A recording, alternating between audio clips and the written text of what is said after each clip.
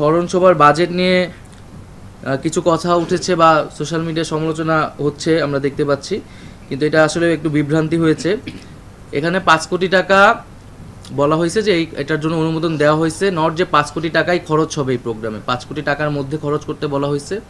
শহীদদের যে স্মরণসভা হওয়ার কথা, সেই স্মরণসভাটি হচ্ছে আমরা বলেছিলাম যে আমাদের যে স্বাস্থ্য মন্ত্রণালয় কর্তৃক যেই লিস্ট তালিকা করা হচ্ছে, তো সেই তালিকার উপর ভিত্তি করেই কিন্তু এই স্মরণসভাটি করা হবে। সেটা একটা সম্ভাব্য তারিখ হচ্ছে 14ই সেপ্টেম্বর ঠিক করা হয়েছিল, বা তার আশেপাশে কোনো একটা তারিখ। তো ওই তালিকাটা যেহেতু অনগোয়িং, সেই জন্য 14 তারিখেই স্মরণসভাটি করা হচ্ছে না।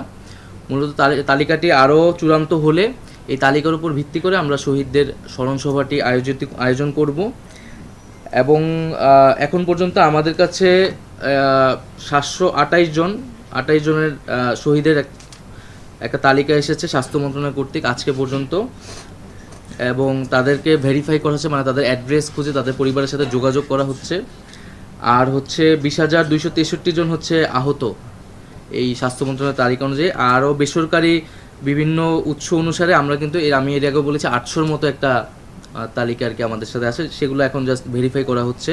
এবং জেলা প্রশাসকদের বলা হয়েছে, নির্দেশ দেওয়া হয়েছে যাতে প্রত্যেক জেলা ওয়াইজে একটা তালিকা করে তারা পাঠায়, এবং আগামী রবিবারের মধ্যেই আমরা হয়তো একটা চূড়ান্ত তালিকা হয়তো পাবো।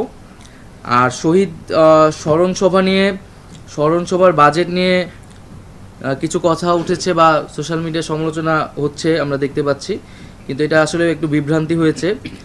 এখানে 5 কোটি টাকা বলা হয়েছে যে এটার জন্য অনুমোদন দেওয়া হয়েছে, নট যে 5 কোটি টাকাই খরচ হবে এই প্রোগ্রামে। 5 কোটি টাকার মধ্যে খরচ করতে বলা হয়েছে, এবং এখানে এই অনুষ্ঠানে খরচটা আরও অনেক কমের মধ্যেই হবে।